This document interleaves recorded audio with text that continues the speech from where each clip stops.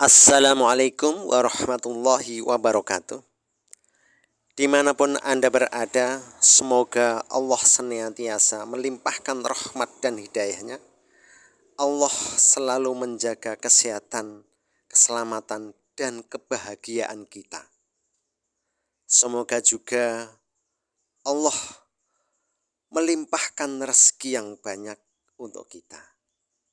Seperti biasa, kita dengarkan tausiah dari beliau Gus Baha. Oh iya, jangan lupa subscribe ya. Ada dua kitab besar yang jadi pegangan fi ilmil hadis di hadis, yaitu Bukhari Muslim. Saya alhamdulillah tadi pagi ngaji Bukhari, sekarang saya mau ngaji Sahih Muslim tentang Mi'raj. Dari sekian cerita Mi'raj yang mungkin jarang disebutkan adalah riwayat di Sahih Muslim. Di kitab saya halaman 83 saya baca, di antaranya dijelaskan falamma alawna sama ad-dunya. Jadi di peristiwa Mi'raj yang jarang diceritakan orang itu, Rasulullah itu ketemu Nabi Adam. Dan Nabi Adam itu disebutkan di sini faidan an yaminihi aswidatun wa an yasarihi aswidatun. Dari sisi kanan itu ada kelompok besar, dari sisi kiri juga kelompok besar. Saya baca teks aslinya ya, tabarruk ya, supaya dapat berkah dari bahasa Rasulullah SAW. Ini cerita Nabi ketika ketemu Nabi Adam. Fa idza nazara qibala yaminih dhahika wa idza nazara qibala shimalih baka. Nabi Adam ketika melihat ke kanan itu senyum-senyum, senang sekali. Tapi kalau melihat ke kiri itu nangis. Lalu Rasulullah SAW tanya ke malaikat Jibril, itu siapa? Itu Adam. Dan yang kelompok di kanan itu ahli surga, maka beliau kalau melihat senang sekali, dan kalau yang di kiri itu ahli neraka, kalau beliau melihat itu susah sekali. Artinya apa? Betapa susahnya jadi Nabi Adam itu. Jadi kalau misalnya ada koruptor ketangkep gitu ya, yang nangkep ya cucunya, yang ditangkep juga cucunya.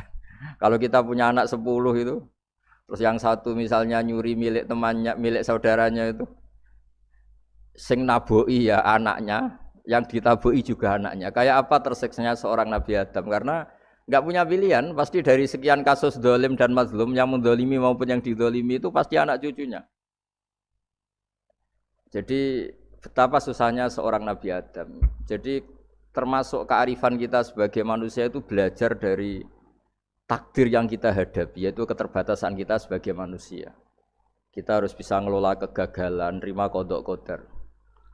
Makanya kata Mbah Mun, abahnya Gus Yasin itu sering cerita ke saya, iman itu paling dhuwur itu iman qadha qadar, khairihi wa syarrihi minallah. Kita harus punya kesiapan iman khairihi wa syarrihi minallah. Bahwa segala kebaikan, segala syar itu sudah digariskan oleh Allah Ta'ala. Kita bisa apa sebagai manusia?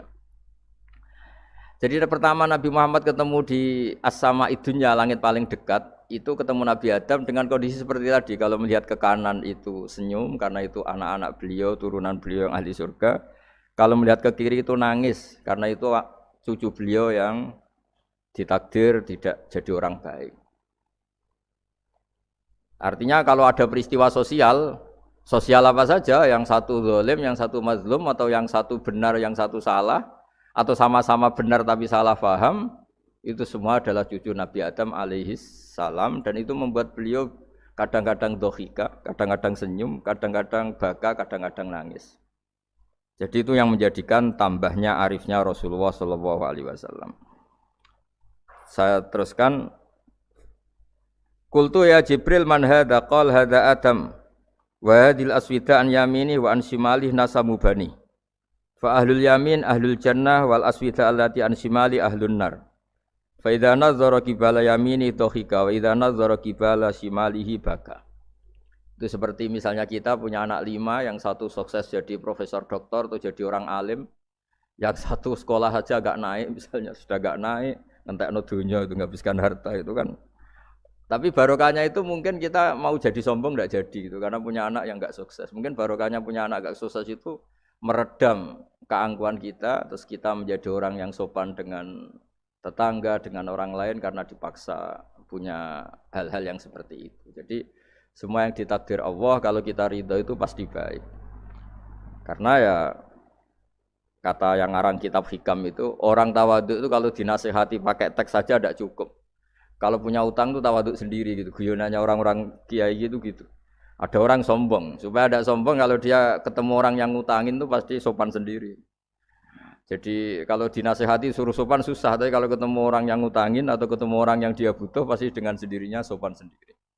Atau ketemu orang yang menjadikan anaknya dapat pekerjaan, menjadikan keluarganya dapat job pekerjaan, pasti dia sopan sendiri karena utang jasa.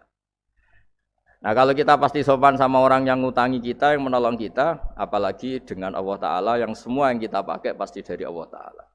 Dengan demikian sudah keharusan kita sangat-sangat sopan pada Allah Ta'ala. Yang implementasinya dengan sujud dan dengan sholat, itu juga yang dibawa dari hasil Mi'raj. Ini saya baca teksnya ya, saya tadi jam 9 baca Bukhari di Kudus sama beberapa habaib, alhamdulillah. Sekarang saya teruskan dengan Sahih Muslim. Termasuk kitab 6 yang paling dipakai ahli sunnah itu Al-Kutubus Sittah, yang paling pokok itu adalah Bukhari Muslim. Terus kemudian naik-naik terus ketemu Marartu bi Musa alaihi salam. Ini nabinya Bani Israel. Saya kemudian ketemu dengan Nabi Musa alaihi salam. Nabi Musa itu nabinya Bani Israel. Jadi orang Bani Israel itu bawaannya itu protes. Protes itu komplain. Ketika makomnya beliau dilewati Rasulullah SAW, kelas beliau sebagai nabi, beliau nangis. Ketika nangis ditanya, "Ma yubkika, kenapa engkau nangis ya Musa?" Terus ini saya baca supaya seperti teksnya.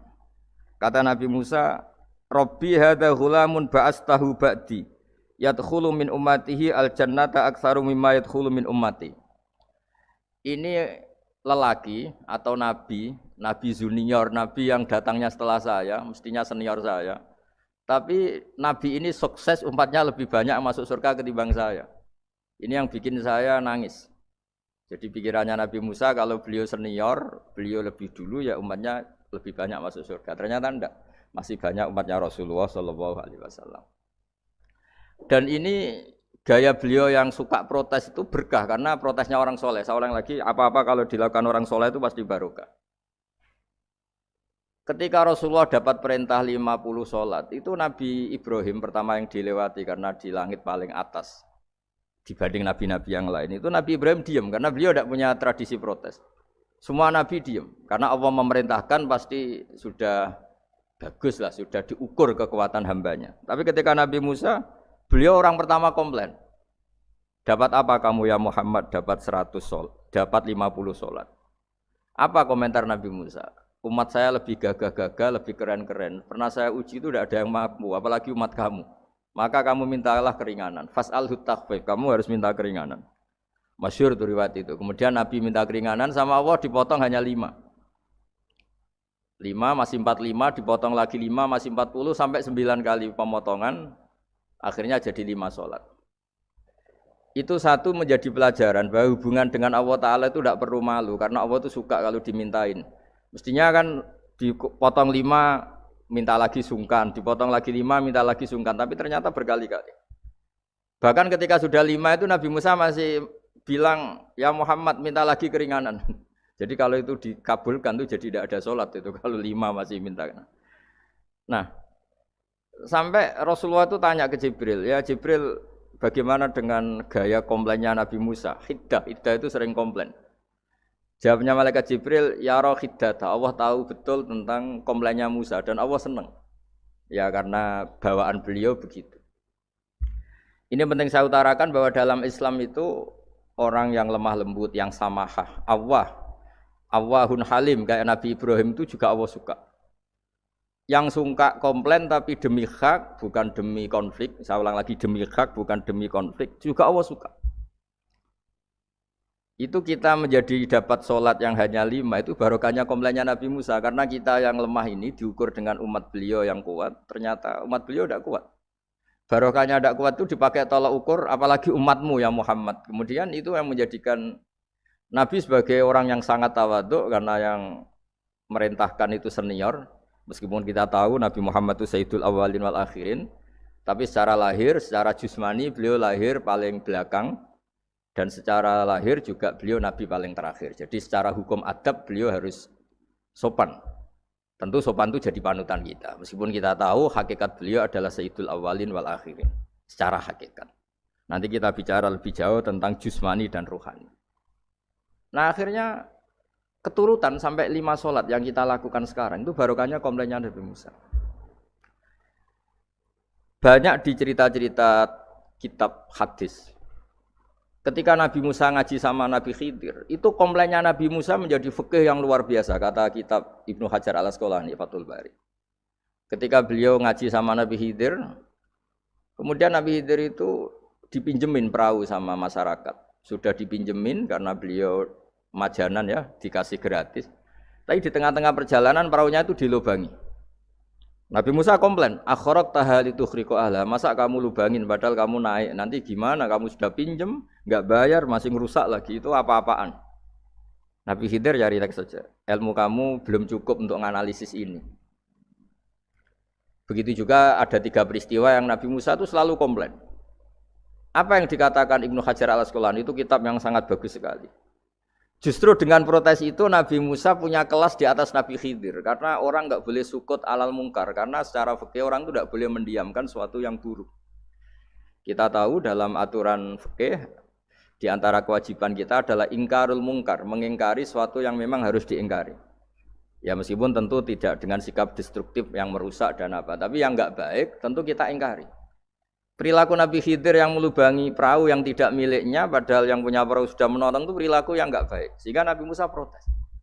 Justru protesnya Nabi Musa ini menjadikan beliau selalu di kelas fikih terbaik, yaitu ingkarul mungkar, mengingkari barang yang harus diingkari. Tapi tentu Nabi Khidir juga enggak salah, karena beliau punya perhitungan, di depan nanti itu ada begal-begal, ada kekuatan yang enggak baik, yang selalu akan membegal perahu-perahu yang kondisinya sempurna. Nabi Khidir punya perhitungan, kalau ibarat mobil ini spionnya kok enggak dipecah, enggak diambil, itu termasuk mobil bagus, pasti digarong. Tapi gara-gara spionnya dipecah dulu sama Nabi Khidir, terus depannya dilumuri apa supaya enggak menarik, ini selamat. Jadi perhitungannya Nabi Khidir, wa kana wara'uhum maliku ya'khudhu kulla safinatin ghusba. Di beberapa tafsir diartikan safinah ay sholihah, karena di depannya nanti akan ketemu orang-orang yang dolim yang selalu ngambil perahu-perahu yang bagus. Caranya gimana supaya perahu itu gak diambil? Ya karena mereka hanya ngambil yang bagus, ya dirusak dulu supaya gak bagus. Kalau ya gak bagus nanti lolos dari garong tadi, dari pengambilan secara dolim tadi. Jadi Nabi Khidir gak salah karena ada visi seperti itu. Nabi Musa protes juga gak salah karena memang tugasnya fikih itu ingkarul mungkar, mengingkari barang yang memang gak benar. Nah, di sini seperti yang dikatakan Gus Yassin, kita harus bisa ngelola perbedaan, ngelola beda sudut pandang dan sebagainya. Sehingga kita selalu dapat nikmat Allah Ta'ala, wa allafa baina qulubihim, nikmat yang kita asik, kita hidup asik, nyaman.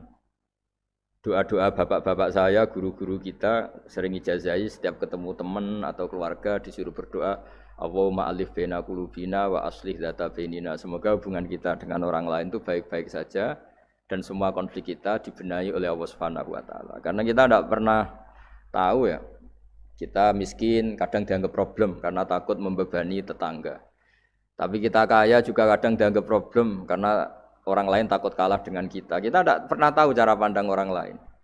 Jadi kadang-kadang kita menang gitu, sama yang senang dikira kita pemikir serius gitu. Tapi sama yang enggak senang dikira kita merengut. Kita guyon, kata yang senang itu luar biasa. Kita dianggap orang yang ceria. Bagi yang enggak senang dianggap arogan. Jadi kita tidak pernah bisa ngelola pikiran orang lain. Nah, barokahnya rahmat Allah yang tidak terbatas kita seperti ini. Dan itu digambarkan oleh Allah Ta'ala ketika ketemu antar Nabi itu. Cara pandang ya beda-beda. Nabi Ibrahim itu kalau melihat orang yang enggak benar, itu ya ngendikane faman tabi'ani fa innahu minni wa man asani fa innaka ghafurur rahim. Ya Allah, yang ikut saya ya karuan kelompok saya, yang tidak ikut saya semoga engkau banyak mengampuni mereka. Nabi Nuh beda sekali cara pandang. Nabi Isa ubudiyah murni. Ketika melihat orang yang enggak benar, beliau tidak ngambil sikap. Beliau ngendikan intu adzibhum fa innahum ibadu. Kalau engkau siksa nggih monggo Gusti, wong itu hamba-hamba jenengan, itu terserah jenengan.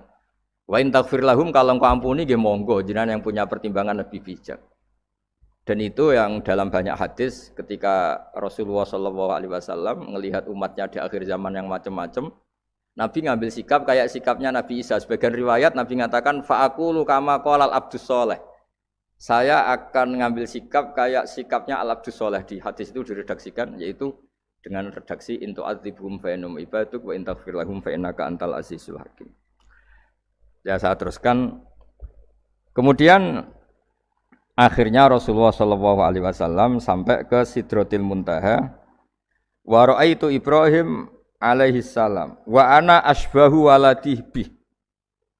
Ketika ketemu Nabi Ibrahim, hubungan Rasulullah itu sangat emosional. Beliau yang pertama diceritakan, saya ketika ketemu Nabi Ibrahim itu senang sekali karena ternyata saya ini cucu beliau, turunan beliau yang paling mirip beliau. Jadi ini unik, dari sekian peristiwa besar, peristiwa langit, kemudian Nabi ada hubungan emosional yang luar biasa ketika ketemu Nabi Ibrahim. Pertama yang dikatakan Nabi, wa ana asbahu waladihi, saya adalah cucu yang paling mirip beliau. Dan ini kita tahu akhirnya di semua syariat kita, istilah resminya itu anit tabi millata Ibrahim hanifah. Di istilah resmi agama kita, millata abikum Ibrahim, agama leluhur kamu Ibrahim. Kita ketika baca sholawat, Allahumma sholli ala sayyidina Muhammad, terusannya juga kama shollaita ala sayyidina Ibrahim wa ala ali Ibrahim. Dan seterusnya, dan seterusnya. Kemudian yang terakhir saya cerita secara akidah Ahlussunnah wal Jamaah yang dianut oleh Imam Asy'ari dan Maturidi. Meskipun secara lahir itu Nabi mengalami pertemuan dengan Allah di Sidratil Muntaha, tapi tetap saja kita cara pandang bahwa Allah Ta'ala itu mukhalafatul hawadis. Allah tidak bisa kamu andekan di satu tempat terus mengalami hal-hal yang kita alami sebagai makhluk. Sebab itu sirinya kenapa di surat Isra dimulai dari subhanalladzi. Allah tetap maha suci. Maha suci itu artinya terbebas dari yang kita alami. Allah selalu mukhalafatul hawadis. Allah la yahtaju ila makarin. Allah tidak butuh tempat. Allah tidak butuh waktu, Allah tidak butuh semua. Karena Allah itu qayyum, Allah itu qiyamuhu binafsihi, berdiri sendiri. Allah tidak butuh aras, Allah tidak butuh kursi. Tapi eksistensi kursi yang butuh Allah. Allah tidak butuh aras, tidak butuh kursi, tidak butuh langit. Semuanya itu berdiri karena Allah. Bukan sebaliknya Allah berdiri di atas semuanya. Sehingga kita mulai kecil diajari Allah itu siapa? Al-Qayyum. Kalau bahasa kita, qiyamuhu binafsihi. Selalu berdiri sendiri, dan Allah itu al-ghaniyul mutlak, enggak butuh yang lain. Di sini pentingnya selalu Nabi ngendikan subhanallah subhanallah, wiridanya tetap Allah itu maha suci, Allah maha besar, Allah maha agung, dan keagungannya diantara ditandai dia punya sifat yang tidak sifat kita. Dia punya keabadian yang tidak bisa kita miliki. Dia punya semuanya yang tidak kita miliki. Itu sebab itu dimulai subhanalladzi asra bi abdi lailam minal masjidil haram. Jadi kata subhana ini maha suci itu maha suci dari tempat, dari waktu, dari apa saja. Meskipun Allah punya adat, punya sunnah, memperlakukan hambanya itu dengan logika atau bayangan yang dibayangkan seorang hambanya. Sehingga seakan-akan kita ini ya ketemu, seakan-akan kita bisa ini melihat. Sehingga di surga disebut kita ini melihat Allah. Tapi semua ahli sunnah mengatakan, tapi kamu melihat Allah itu tetap saja bila kaifin walan khisorin, tidak bisa terus menciri. Ciri itu bisa membatasi sifatnya Allah itu begini-begini, tidak bisa. Tetap Allah itu la tudrikul absar wa huwa yudrikul absar. Tapi kita bisa disebut melihat dengan kemakhlukan kita yang profan, di surga disebut melihat. Tapi bukan melihat yang kayak kita melihat antar makhluk yang terus bisa apa itu cerita detail, cerita spesifik, cerita apa tidak bisa. Tetap la tudrikul absar. Ini hebatnya ulama-ulama kita, selalu cerita Mi'raj, cerita nazar ila wa fil jannah, melihat Allah di surga, tapi bersamaan dengan itu selalu cerita Allah itu mukhalafatul hawadis, Allah itu laisa kamislihi syai'un. Jadi terima kasih Gajang utamanya pada Gus Yasin dan yang membantu semuanya. Barokahnya kita ketemu bisa ngaji, supaya barokah saya baca teks aslinya di hadisil Isra, karena tadi saya jam 9 sudah baca Bukhari, ini supaya dapat berkah saya ini baca Sahih Muslim. Sekian dan semoga barokah. Assalamualaikum warahmatullahi wabarakatuh.